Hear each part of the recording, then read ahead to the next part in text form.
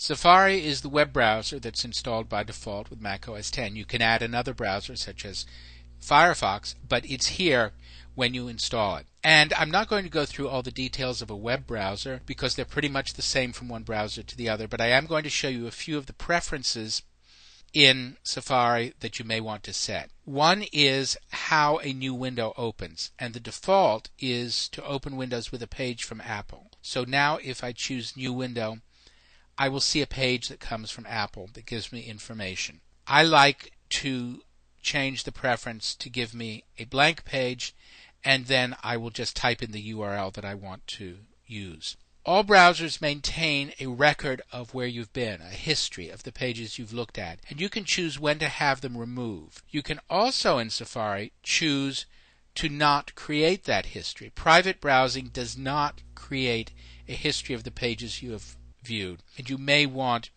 to turn that on for a variety of reasons.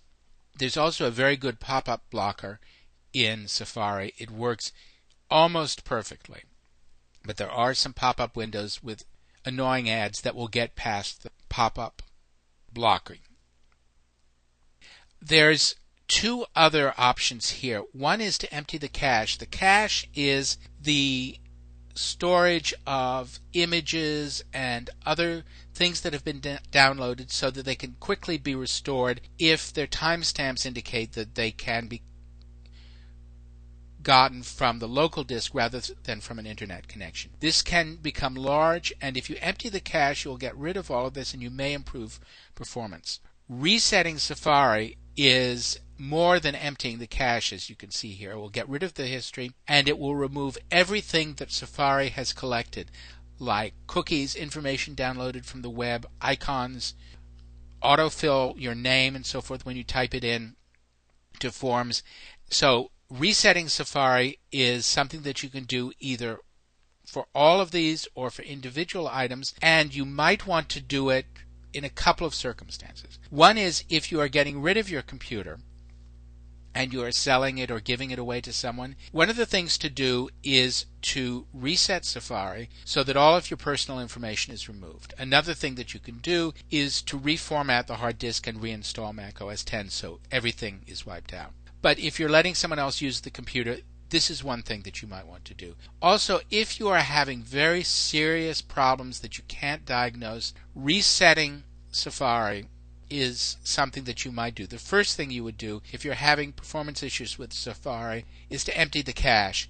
The second thing that you might do is to reset it. Also, if you have another browser, such as Firefox, which you can download for free, it sometimes makes sense that if you're having performance problems, download another browser and see if you're having problems with the other browser. Because if two browsers have the same problems, then don't bother emptying the cache because it's not a browser problem.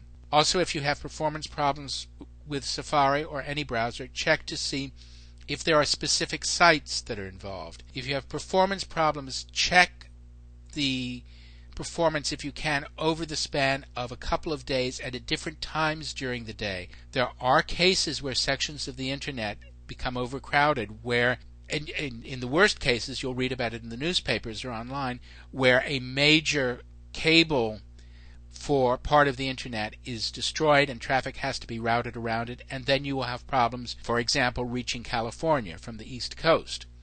It doesn't happen very often. The internet is very good at rerouting messages, but there are sometimes major disruptions. So those are the issues in Safari that you really need to worry about. The only other one is tabs, which you may want to work with, and you may not have done that before. What tabs are within a single window, a full but misspelled URL. So I can flip from the FileMaker website to an Apple website just by clicking on the tabs, and in addition to that I can have other windows open at the same time. So I can have a collection of things within one window in tabs, have another window with its own tabs. Be very careful though with tabs, particularly for news sites like newspapers, because those sites have generally an option on them to reload the page so that you are continually getting a reloaded front page of the New York Times, for example. If you have 6 tabs open, each one of which is constantly reloading, you're going to generate a great deal of traffic and you will not improve your computer's performance. So this has been a very short introduction to creating a website using Mac OS X for your own account for the entire computer and using Safari to browse. These are the basics, and as with everything on Mac OS X and with the web, the easiest way to get used to these and to explore is simply to try things.